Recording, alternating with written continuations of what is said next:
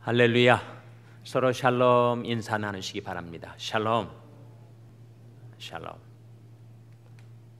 오늘도 금요 성경 공부에 잘 나오셨습니다. 지난주 암송구절이 뭐였죠? 사도행전 3장 19절 말씀이었습니다. 한번 같이 낭송하겠습니다. 시작. 사도행전 3장 19절 말씀. 그러므로 너희가 회개하고 돌이켜 너희 죄 없이함을 받으라. 이같이 하면 유쾌하게 되는 날이 주 앞으로부터 이를 것이요. 사도행전 3장 19절 말씀. 암송들 잘 해오신 것 같습니다. 암송하기 좀 어렵지 않으셨어요? 어려웠죠? 노인희 집사님은 안 어려우셨어요? 전혀 안 어려우신 것 같은 표정이신데, 예. 암송이 쉽지 않아요. 암송의 방법이 암송의 왕도가 없고 반복할 뿐인데, 한 가지 방법이 있다면 이 한 구절을 한꺼번에 다 외우려고 하지 마시고 짧게 끊어서 외우시는 거죠.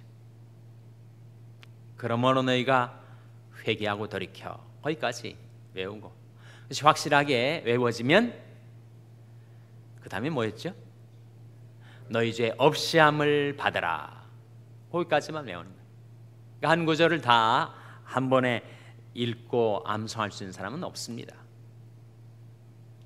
그런데 한 구절에 여러 소절들, 짧은 그 한 구절도 여러 소절로 나눌 수가 있는데 그렇게 하나씩 하나씩 외워가는 거죠.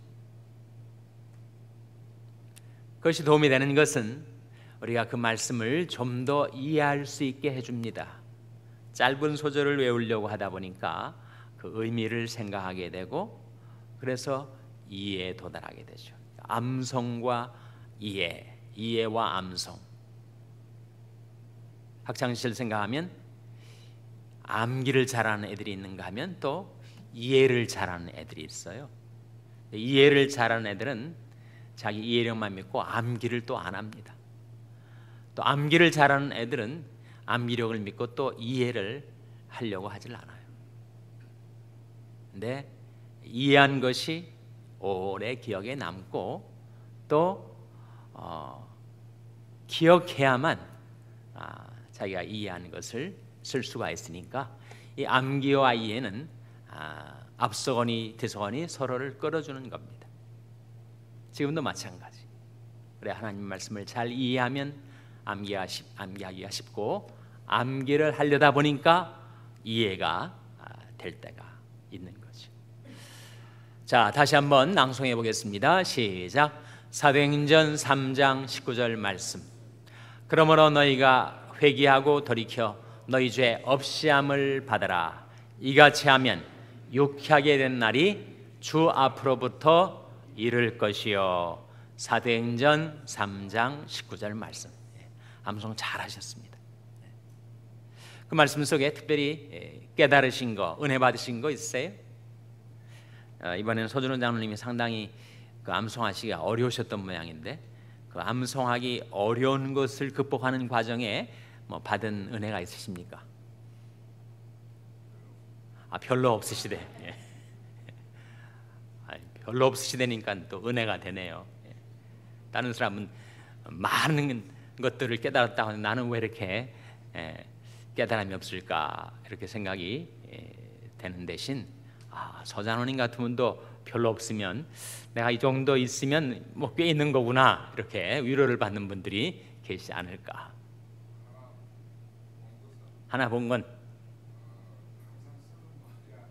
항상 쓰는 말이 아니고 이같이 하님이 있는데 이렇게 하면 그렇군요. 그래서 우리가 평상시에 쓰는 그런 일상 용어가 아니기 때문에 암송이 좀 더 어려울 수도 있지만 하여튼 그 토시 하나 틀리지 않고 정확하게 외우려고 시도를 해보시기 바랍니다.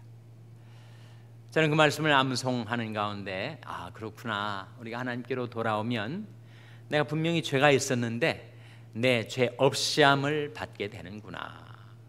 그러니까 유쾌한 날이 오는구나.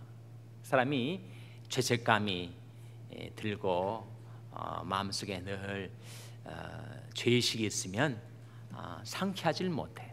그런데 우리가 하나님께로 회개하고 돌이키기만 하면 내 죄의 사실, 분명히 죄과가 있는데도 하나님이 없이 해주시고 유쾌하게 되는 날이 주 앞으로부터 내게로 이르게 해주시는구나. 회개가 가져다주는 그 막대한 유익과 축복이 무엇인가를 생각하게 하는 말씀이었습니다. 이종훈 장로님 새롭게 암송하시려고 하는 과정에 깨닫게 되신 것이 있었습니까? 네.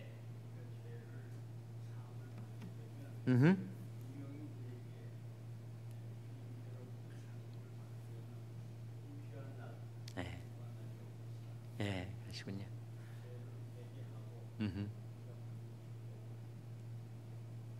그렇죠. 예. 요즘 유쾌하십니까? 유쾌하시대요. 예. 함장로님 상쾌하시죠? 예. 네, 네. 이 약속입니다. 우리가 하나님께로 회개하고 돌이키면 내 죄를 없이 해주시고 내 심령과 생활을 유쾌하게 해주신다. 자, 오늘은 우리 가지고 계신 부교재 몇 과지요? 몇 과할 차례입니까? 오늘은 8과지요. 8과의 제목이 뭐예요? 사도들 공의 앞에 서다. 이 공의는 무슨 공의일까요? 소위 말하는 산헤드린 공회입니다. 자, 본문이 사도행전 4장 1절부터 몇 절까지입니까? 22절. 다 지금 따라오고 계시죠? 우리 교재 매주마다 우리가 공부할 본문이 정해져 있습니다. 자, 사도행전 4장 1절부터 22절까지 말씀을 물론 예습하신 분들, 읽으신 분들도 계시겠지만 이 시간 다시 한번 읽도록 하겠습니다. 교독을 하겠습니다. 사도행전 4장 1절에서 22절 말씀을 교독하시겠습니다. 사도들이 백성에게 말할 때 제사장들과 성전 맡은 자와 사두개인들이 이르러 백성을 가르침과 예수를 들어 죽은 자 가운데서 부활하는 도 전함을 싫어하여 저희를 잡음에 날이 이미 저문 고로 이튿날까지 가두었으나 말씀을 들은 사람 중에 믿는 자가 많이 남자의 수가 약 5천이나 되었더라. 이튿날에 관원과 장로와 서기관들이 예루살렘에 모였는데 대제사장 안나스와 가야바와 요한과 알렉산더와 및 대제사장인 문중이 다 참여하여 사도들 가운데 세우고 묻되 너희가 무슨 권세와 네 이름으로 이 일을 행하였느냐? 이에 베드로가 성령에 충만하여 가로되 백성의 관원과 장로들아, 만일 병인에게 행한 착한 일에 대하여 이 사람이 어떻게 구원을 얻었느냐고 오늘 우리에게 질문하면 너희와 모든 이스라엘 백성들은 알라.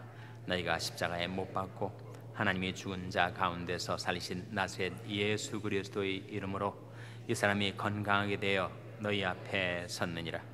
이 예수는 너희 건축자들의 버린 돌로서 짐 모퉁이 머릿돌이 되었느니라. 다른 이로서는 구원을 얻을 수 없나니 천하 인간의 구원을 얻을 만한 다른 이름을 우리에게 주신 일이 없음이니라 하였더라. 저희가 베드로와 요한이 기탄 없이 말함을 보고 그 본래 학문 없는 범인으로 알았다가 이상히 여기며 또 그 전에 예수와 함께 있던 줄도 알고 또 병난 사람이 그들과 함께 섰는 것을 보고 힐나는 말이 없는지라. 명하여 공에서 나가라 하고 서로 의논하여 가로되 이 사람들을 어떻게 할꼬? 저희로 인하여 유명한 표적 나타난 것이 예루살렘에 사는 모든 사람에게 알려졌으니 우리도 부인할 수 없는지라. 역시 민간에 덮어지지 못하게 저희를 위협하여 이후에는 이 이름으로 아무 사람에게도 말하지 말게 하자 하고 그들을 불러 경계하여 도무지 예수 이름으로 말하지도 말고 가르치지도 말라 하니 베드로와 요한이 대답하여 가로되 하나님 앞에서 너희 말 듣는 것이 하나님 말씀 듣는 것보다 옳은가 판단하라. 우리는 보고 듣는 것을 말하지 아니할 수 없다니. 관원들이 백성을 인하여 죄를 어떻게 벌할 도리를 찾지 못하고 다시 위협하여 놓아 주었으니 이는 모든 사람이 그 된 일을 보고 하나님께 영광을 돌림이러라. 이 표적으로 병난 사람은 40여 세나 되었더라. 아멘. 이것이 우리가 공부할 본문이 되겠습니다. 먼저 한 가지 질문 제가 드리겠습니다. 성령 충만은 정말 우리의 가장 큰 기도 제목인데, 성령 충만은 단회적으로 받는 것입니까? 반복적으로 받는 것입니까? 성령 충만은 반복적. 최인영 집사님 확실합니까? 아니? 금방 자신 있게 얘기하셨는데 또 철수를 하시네요. 예. 성령 충만과 성령 세례에 대해서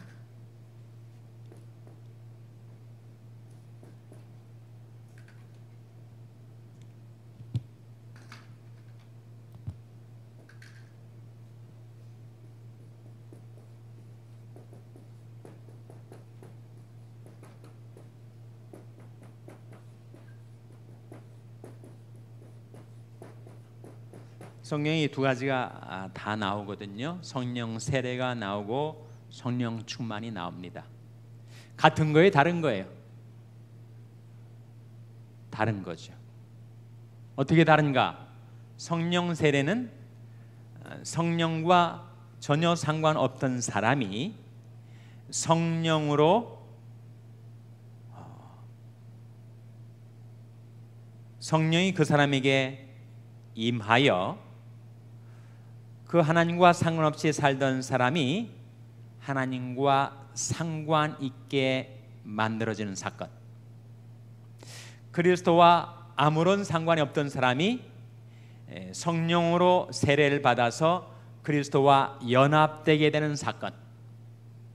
그리스도의 몸된 교회와 아무런 상관없이 세상 사람으로 살던 사람이 성령으로 세례를 받아서 그리스도의 몸된 교회와 연합되게 되는 사건을 가리켜서 성령 세례라고 합니다. 이해가 되세요? 하나님과 상관이 없어요. 그리스도의 몸된 교회와 상관이 없어요. 그저 세상 사람으로 불신자로 살아가던 사람에게 성령이 임하여 성령 세례를 그가 받으면 그가 하나님과 연합되게 되고 그리스도의 몸된 교회와 연합되게 되는 유니온,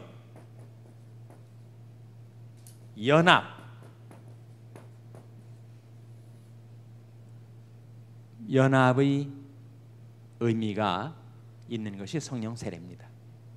대표적으로 성령 세례에 대해서 고린도전서 12장 13절에 보시면 다음과 같은 말씀이 나와요. 한번 찾아보세요. 고린도전서 12장 13절 말씀.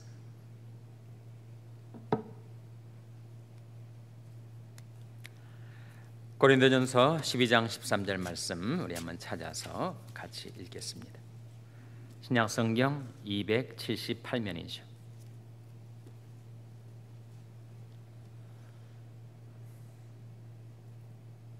자, 고린도전서 12장 13절 말씀 같이 읽겠습니다. 시작.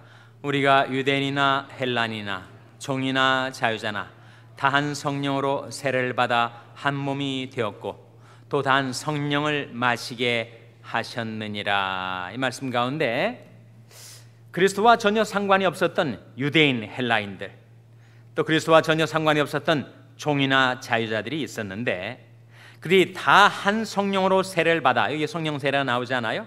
다 한 성령으로 세례를 받아 무엇이 되었고 라고 나옵니까? 한 몸이 되었고. 이 몸이 뭐예요?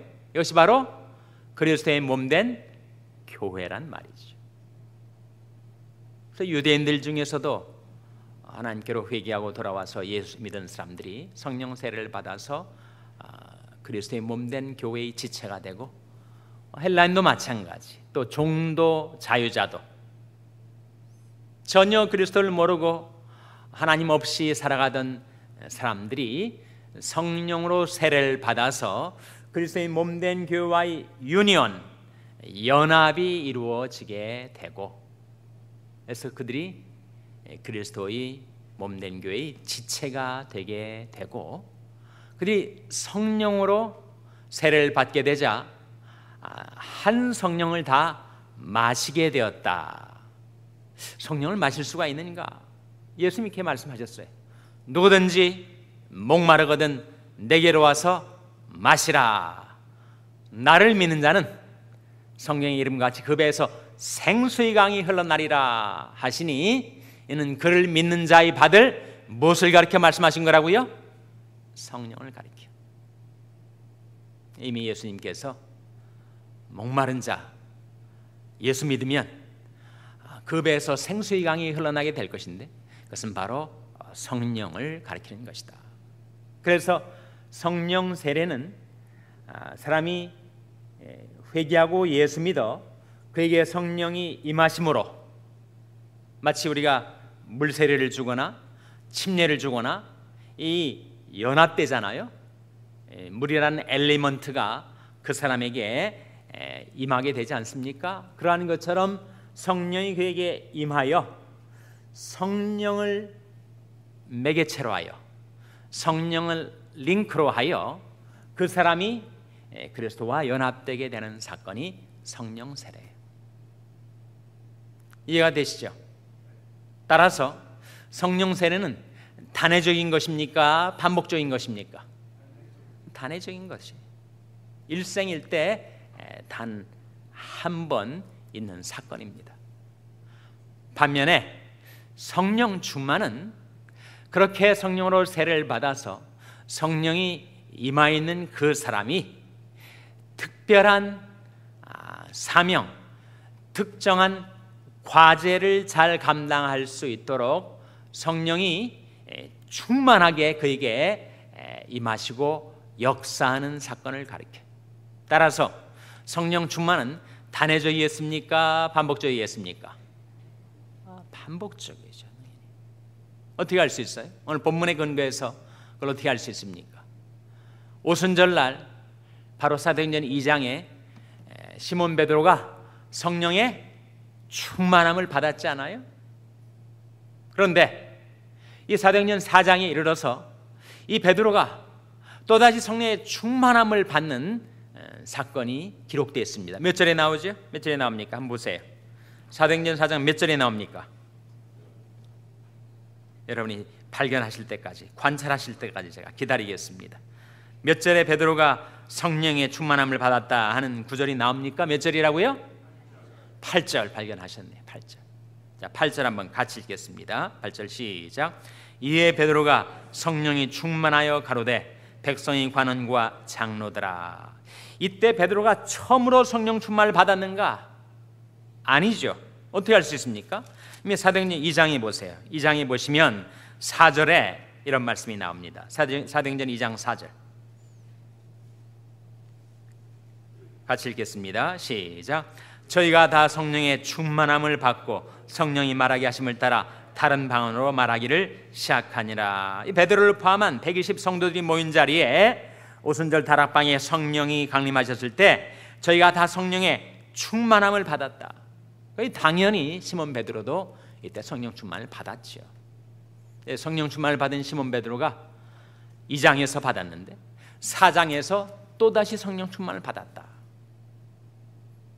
그래서 우리가 깨닫게 되는 것이 있는데, 성령 세례는 한 사람이 회개하고 예수 믿어 그리스도와 연합되게 되는 단회적인 사건이요, 성령 충만은 성령으로 세례를 받은 사람에게 반복적으로 제차, 3차 또는 수십 차라도 반복적으로 임하는 것이 성령 충만이다.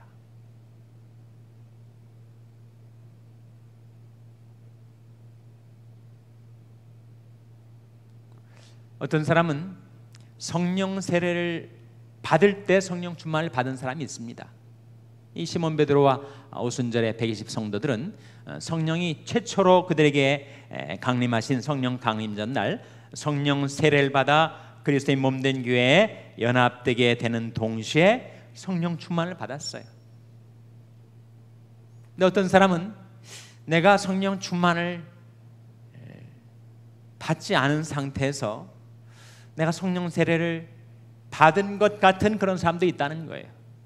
네, 분명히 회개하고 예수를 믿었는데 이 초대교회 또는 사도행전에 나타나는 성령 충만의 결과가 없었던 상태로 내가 그리스도의 교회의 지체가 되고 그리고 내가 그리스도와 연합되게 된 것을 느끼게 되는 사람도 있을 거란 말이죠.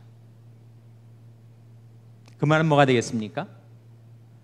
성령 세례와 성령 충만이 동시에 이루어지는 사람이 있고 어떤 사람 자신이 성령 세례를 받았는지 안 받았는지를 뚜렷하게 그 차이를 의식하지 못한 상태에서 성령이 그에게 내주하시게 된 사람도 있다 하는 거죠.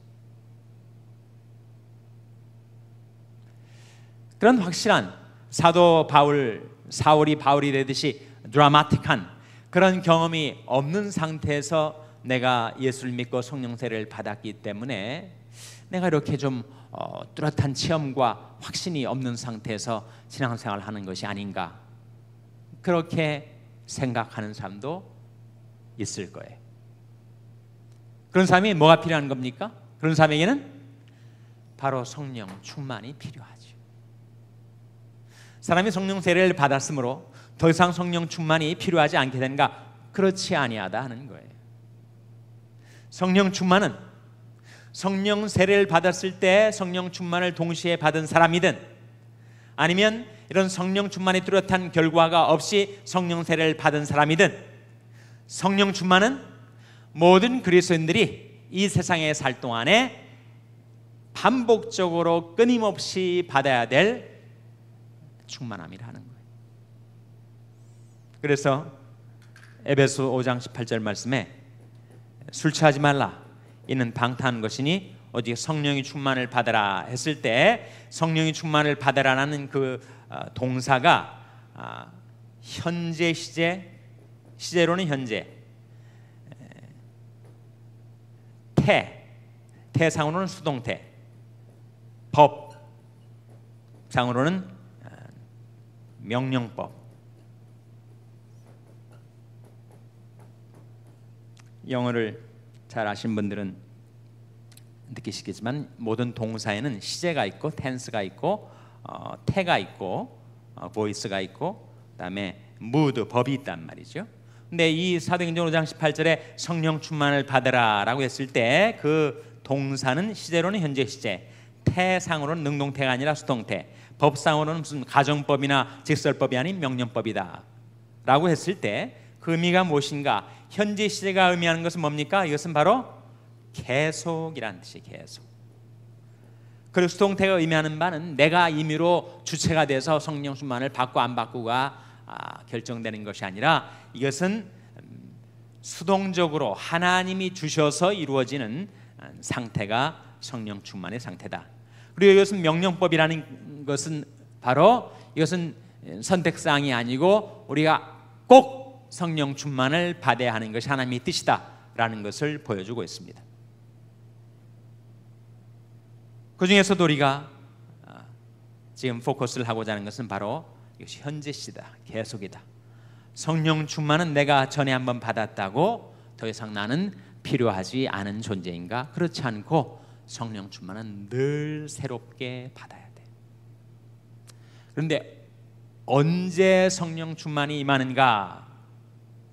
언제 성령 충만이 임했습니까? 지금 사도행전 4장에서 시몬 베드로와 요한이 사내들인 공회 앞에 불려가가지고 신문을 받으면서 그들의 신앙 그리고 그들의 교회가 서느냐 망하느냐 하는 중요한 기로에서 사도 바울이 그들이 종교적 권위에 위압을 당하지 않고 베드로가 압도당하지 않고 확신에 차서 예수 그리스도를 증거해야 할 그 필요성, 그 긴급성, 긴박성이 있는 상태에서 예수를 증거해야 하는 사명, 예수를 증거해야 되는 과제를 감당하도록 하나님이 그에게 성령을 부어주신 거죠.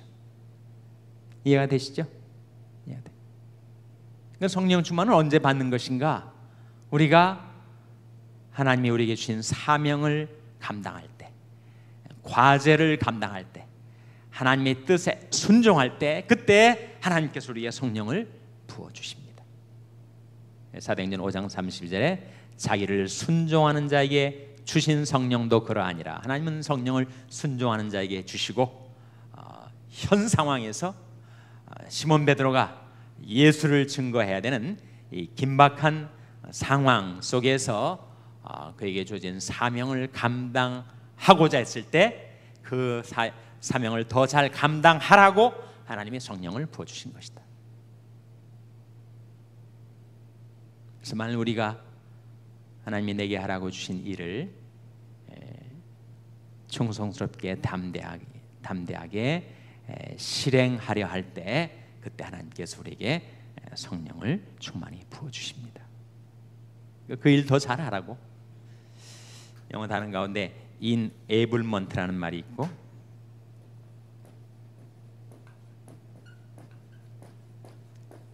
equipment라는 단어가 있는데,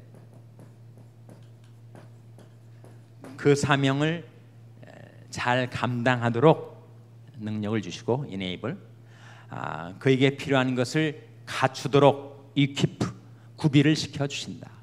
그런 거지.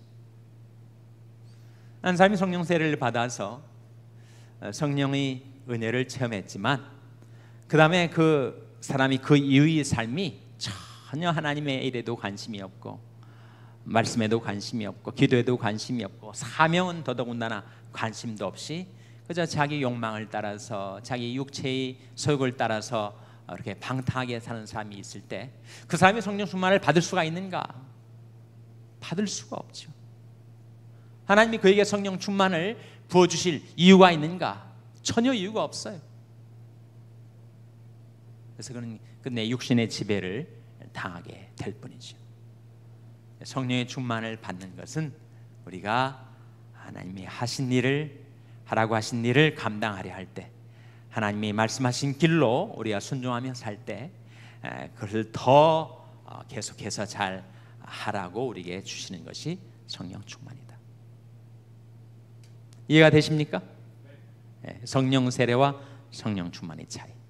오순절 날 성령 충만을 받았던 시몬 베드로가 또다시 산헤드린 공회 앞에서 또 성령 충만을 받았다. 사도행전을 읽어 나가보면 계속 받습니다. 계속.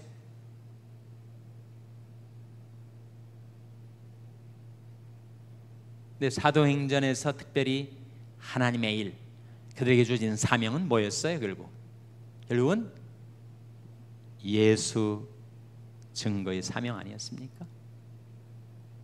사도들이 부활하신 예수를 증거하려 할 때마다 성령께서 그들에게 충만히 임하셨고, 그 성령 충만의 결과는 결국 예수가 증거돼서 사람들이 구원을 받게 되는 거죠.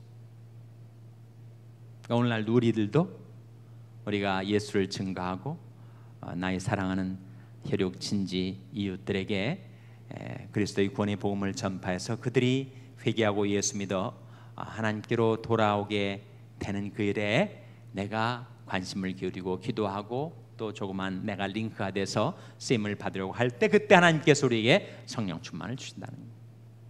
성령 충만 받아서 뭐 할 거냐? 라는 질문에 대한 대답이 성령 충만을 받게 되는 길이 뭐냐를 그대로 보여주는 거죠. 내가 무슨 성령 충만을 과시하기 위해서 내가 충만한 상태로 살고 있다는 것을 사람들에게 보여주기 위해서 성령 충만을 구한다면 성령 충만이 임하겠습니까?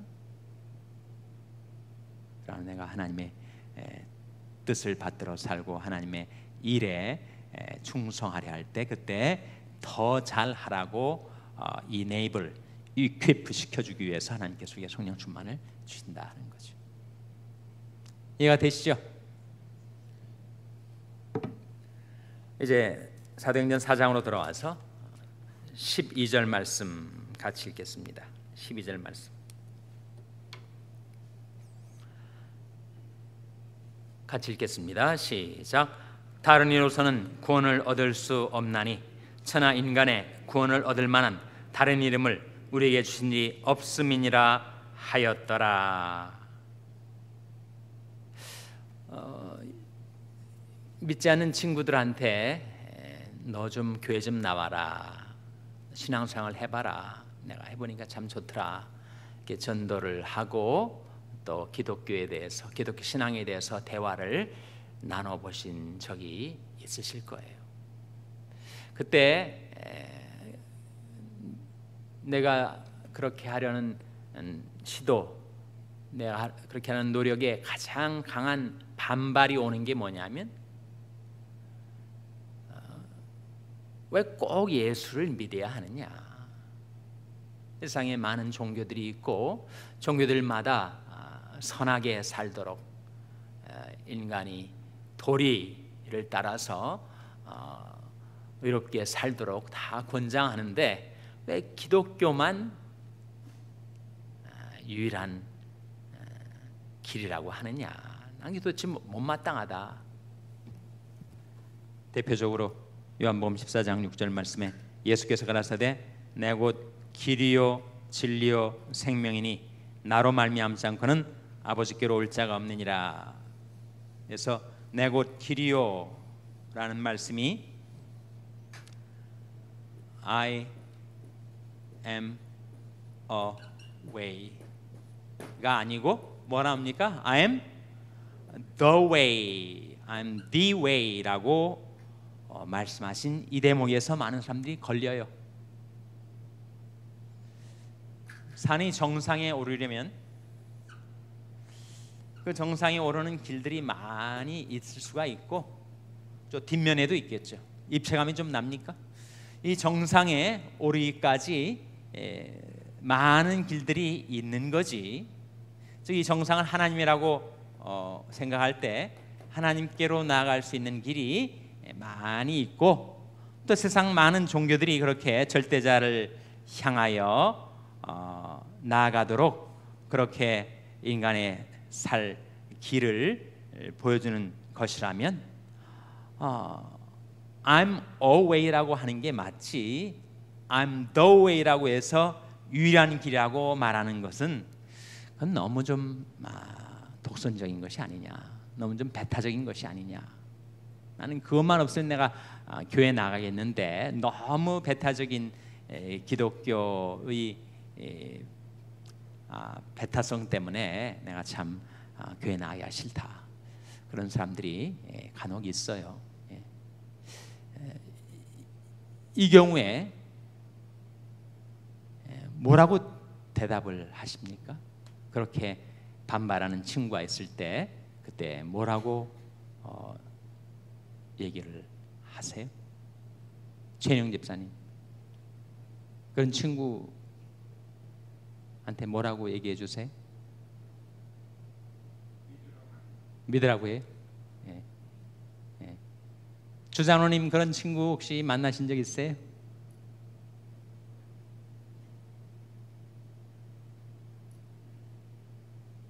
예. 최 집사님, 최일 집사님, 혹시 그런 친구 만나신 적 있어요? 예, 그때 뭐라고 대답을, 이렇게 좀 반발하는 친구한테 뭐라고 얘기를 좀 해주십니까? 예? 뭐라고 하셨어요?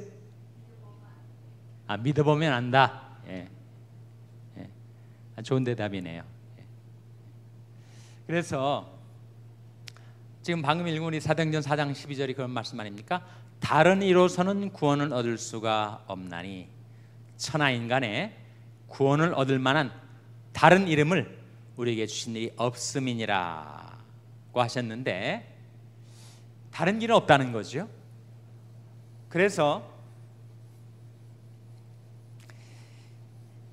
내 곧 길이다, 유일한 길이다 라고 하는 말씀이 정말 독선적이고 배타적, 수도 있고 아니면 그것이 진리일 수도 있어요. 그것이 맞는 말일 수가 있어요. 세상에 어머니들이 많죠. 정말 지구상의 절반은 어머니일 테니까 어머니들이 많지만 진짜 어머니는 내게 한 사람밖에 없는 거지. 무수히 많은 어머니들이 이 지구상에 살아가고 있지만 나를 낳아주시고 나를 사랑하시는 내 어머니는 한 분밖에 안 계신 거예요. 그래서 제가 여러분에게 드리는 질문이 이겁니다. 이것이 배타성에서 나오는 것이 아니고 진리에서 나오는 것인가? 우리가 믿는 기독교 신앙과 이 세상에 있는 그 수많은 종교들,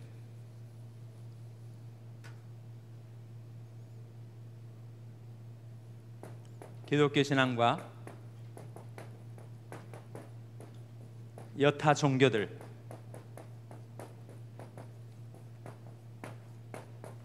구별짓는 기독교 신앙의 독특성, 기독교 신앙의 유일성이 뭔가 하는 겁니다. 뭔가.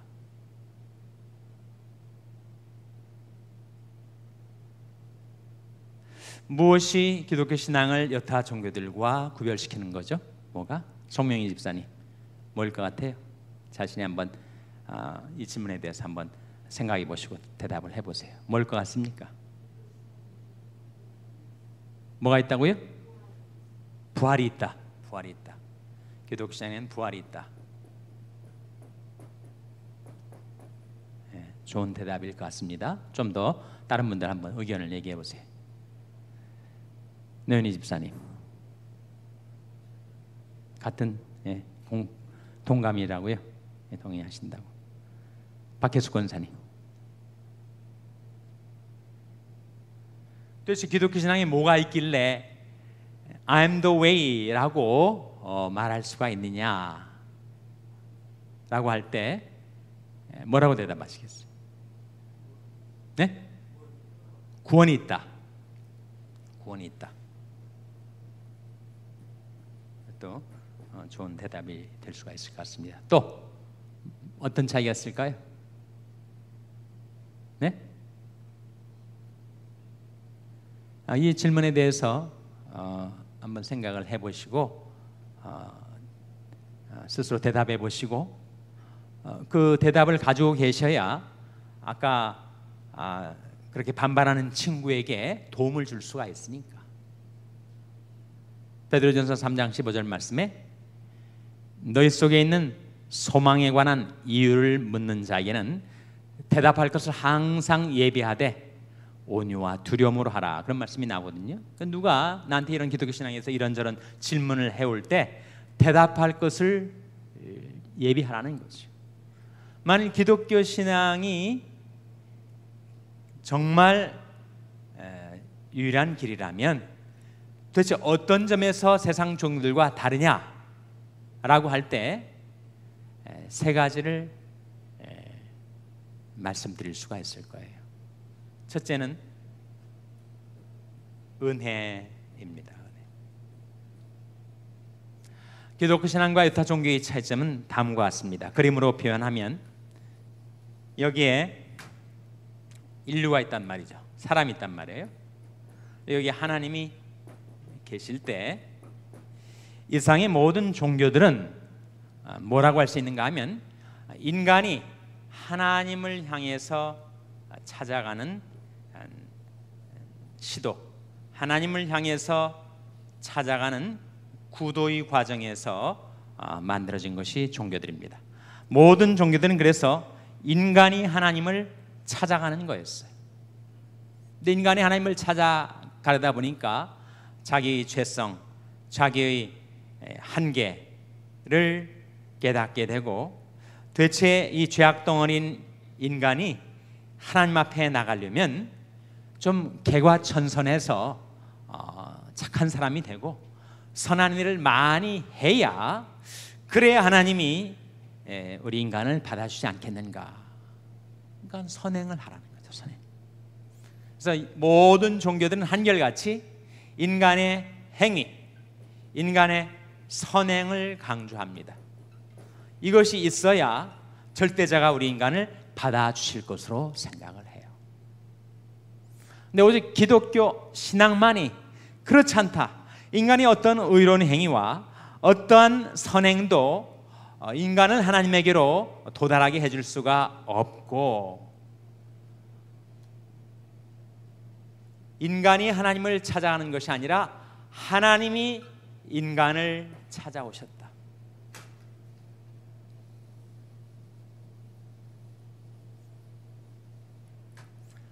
하나님이 인간을 찾아오셨다. 그리고 내게는 의로운 행위도 선행도 없었는데 뭔가 또 선행이 있다 하더라도 그 속 깊은 속에 이리와 같은 이기심이, 공명심이, 명예심이 숨어 있어서 나로 하여금 공로의식을 갖게 만들었었던 내 의로운 행위는 정말 넝마와 같고, 하나님께서 그러한 나를 받아주시고 구원에 이르게 하시는 것은 바로 은혜다. 은혜.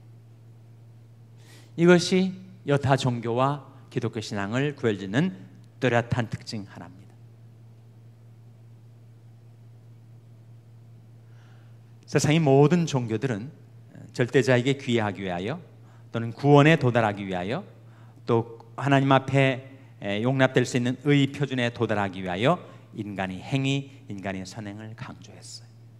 기독교 신앙은 인간이 구원받는 것은 이러한 것들에 의해서가 아니라 이것으로 구원을 받는 것이다. 너희가 그 은혜를 인하여 믿음으로 말미암아 구원을 얻었다. 은혜. 두 번째는 연관된 것입니다만, 그 은혜가 어떻게 장만됐는가? 십자가가 기독교 신앙과 여타 종교들을 구별하는 가장 뚜렷한 특징이에요. 세상 종교에는 십자가가 없습니다. 십자가에 처형당한 사형수를 믿으라라는 종교는 기독교 신앙밖에 없어요. 십자가는 실패니까, 십자가는 죽음이니까. 어떻게 십자가에 죽임을 당한 자를 믿는 것이 구원에 이르게 한단 말인가? 세상의 어떤 종교에도 십자가를 통한 구원은 없었어요.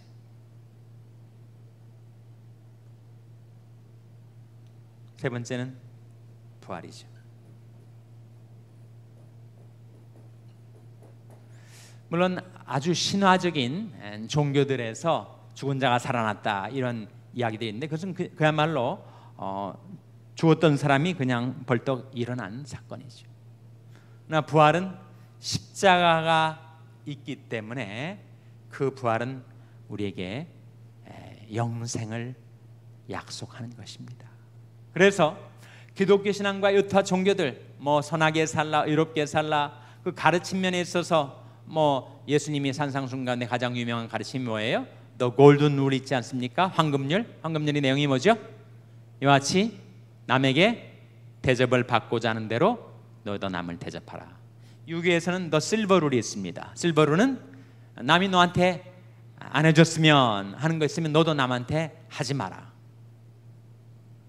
소극적과 적극적인 차이가 있어서 실버를 골든 룬이 붙여져 있지만 그 내용상 방향이 비슷하지 않아요? 그래서 이 인간의 그 윤리적이고 도덕적인 삶으로서의 가르침 면에 있어서는 비슷한 점들과 공통점들이 있겠지만, 기독교 신앙을 여타 종교와 구별시키는 가장 뚜렷한 특징이 있다라고 한다면 바로 은혜, 십자가, 부활일 거예요. 신화적인 얘기에서 죽은 자가 벌떡벌떡 일어났다는 의미에서의 부활이 아니라 십자가로 세상의 모든 죄악을 짊어지시고 죽으셨던 하나님의 어린 양 구세주가 죽음과 죄를 철폐하시고 다시 사셔서 우리에게 영생의 소망을 주셨다라는 면에 있어서의 부활은 독특한 것이죠. 십자가 부활은 연결되어 있습니다. 그리고 이것이 바로 은혜가 되는 거죠. 이해가 되십니까? 예, 이해가 되세요? 예, 그래서 혹시 기독교의 독선성과 배타성에 반발하는 친구들이 질문을 할 때 대답할 것을 예비해 두세요. 이것이 다른 점이다. 무슨 기독교회 제도 문물의 탁월성이 기독신앙과의 종교를 구별짓는 특징이 아니고 오직 이 세 가지의 주인공인 예수 그리스도의 독특성이 바로 기독신앙의 독특성을 보여주는 것이다. 이렇게 대답을 하실 수 있을 거예요. 13절 말씀 넘어가겠습니다. 13절 말씀 같이 읽겠습니다. 시작. 저희가 베드로와 요한이 기탄 없이 말함을 보고 그 본래 학문 없는 범인으로 알았다가 이상히 여기며 또 그 전에 예수와 함께 있던 줄도 알고. 저희가 누구를 가리켜요? 산헤드린 공회의 의원들. 그들은 유대 종교의 최고의 석학들이요 세도가들이었습니다. 대제사장 가문이 집결해 있고 사두개인들, 성전 맡은 자들, 장로들, 그야말로 세력이 당당한 사람들 앞에서 베드로와 요한이 기탄 없이 말을 하는 거예요.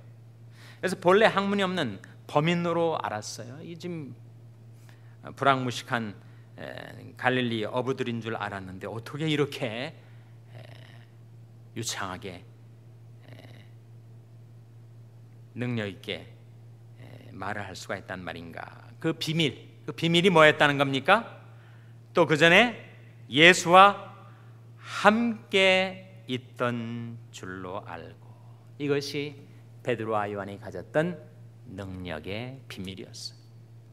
예수와 함께 있었기 때문에, 예수를 보고 듣고 모시고 다니고 함께 있었기 때문에 그들의 예수 경험, 예수 동행, 예수 임재, 그것이 바로 그들의 능력 있는 복음 증거의 비밀이었습니다.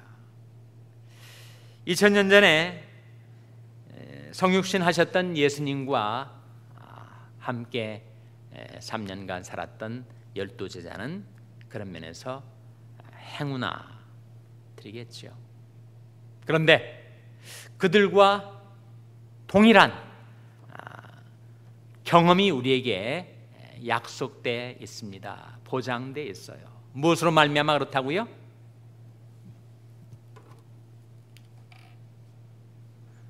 그들은 성육신하신 인간이 되신 예수님을 3년 동안 모시고 다니면서 듣고 보고 경험하고 했단 말이죠. 근데 우리는 그런 게 없지 않느냐? 우리에게는 바로 성령이 계셔서, 성령을 보혜사라고 했을 때 이 보혜사의 뜻이 뭐라고요? 파라클레이토스. 뜻은 파라, 비사이드, 옆에 계시도록 불리움을 받은 자. 그러니까 예수님과 동일한 인격과 능력을 지니신, 그래서 또 다른 another comforter라고 하시는 성령께서 우리와 함께 계셔서 우리 역시 영적으로 깨어있고 영적으로 민감하다면 예수님을 모시고 다닌 자들과 같은 그러한 경험이 우리에게도 보장되어 있다. 예수님께서 12사도를 택하실 때 세 가지 목적으로 택하셨는데 첫 번째 목적이 뭔가를 한번 보시기 바랍니다. 마가복음 3장 14절 15절에 예수님이 제자들을 12사도를 택하신 세 가지 목적이 나오는데 첫 번째가 뭔가를 한번 관찰을 해보세요. 보시기 바랍니다. 마가복음 3장 14절 15절 한번 같이 읽겠습니다.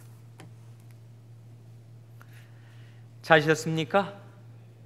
같이 읽겠습니다. 시작. 이에 12를 세우셨으니 이는 자기와 함께 있게 하시고 또 보내사 전도도 하며 귀신을 내어 쫓는 권세도 있게 하려 하심이로라. 이 세 가지가 나오는데 첫 번째가 뭐예요? 자기와 함께 있게 하시고, 예수와 함께 있는 것, 그것이 초대교회 사도들의 능력의 원천이었다면 우리 역시 정말 능력 있는 그리스도인의 삶을 살고 싶은데 어떻게 할 수 있다는 거예요? 우리도 예수와 함께 있어서 성령으로 예수의 음성을 듣고 살고 예수의 얼굴을 바라보고 성령으로 예수와 동행하는 삶을 우리가 경험하면서 살게 된다면 우리도 그와 지키탄 없이 능력 있게 예수를 증거하는 삶을 살 수가 있다. 그래서 오늘 본문 사도행전에 돌아와서 계속해서 위협하고 핍박하고 공갈치고 다시 예수 전하지 말라 하고 하는 그들을 향하여 베드로와 요한이 다음과 같이 대답을 합니다. 19절 20절 말씀, 사도행전 4장 19절 20절 같이 읽겠습니다. 시작. 베드로와 요한이 대답하여 가로되 하나님 앞에서 너희 말 듣는 것이 하나님 말씀 듣는 것보다 옳은가 판단하라.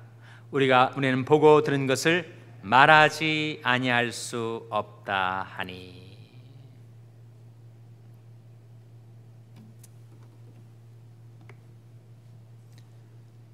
영어 속담에 그런 말이 있어요.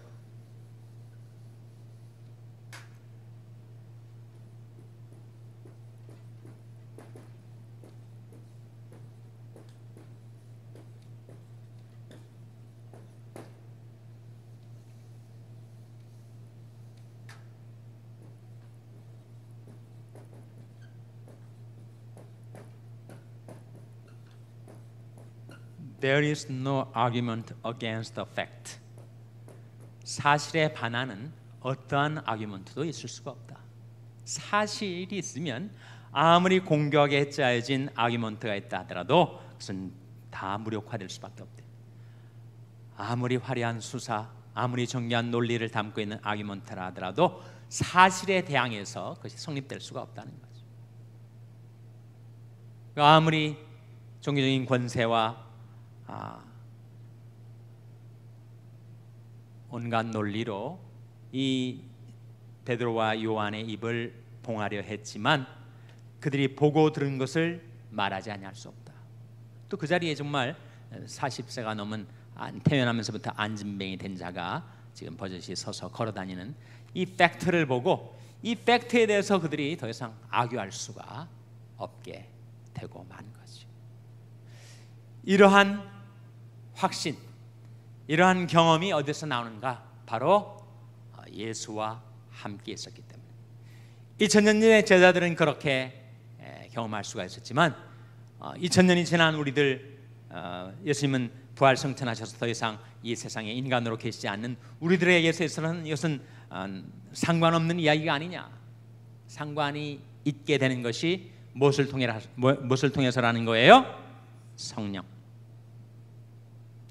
우리 성령 충만을 받고 성령에 민감하고 성령이 예민하게 반응하고 성령의 프람팅스에 우리가 잘 따라서 움직이며 살아가면 우리도 그 제자들처럼 예수와 함께 살게 되고 거기서 얻은 확신과 경험을 가지고 우리를 또 이와 같이 증거할 수가 있게 된다 하는 거죠. 여기까지 내용 중에서 혹시 질문 있으십니까?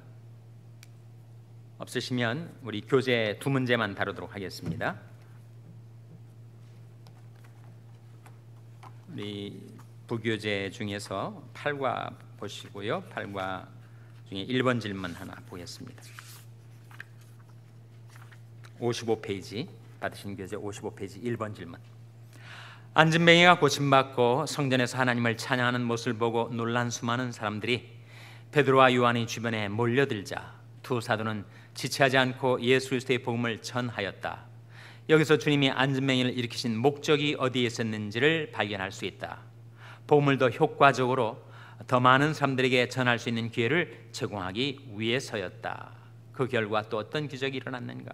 그러니까 안진뱅이가 일어나는 이 놀라운 기적은 그것은 수단이라는 거예요. 목적은 뭡니까? 목적은 바로 예수 증거.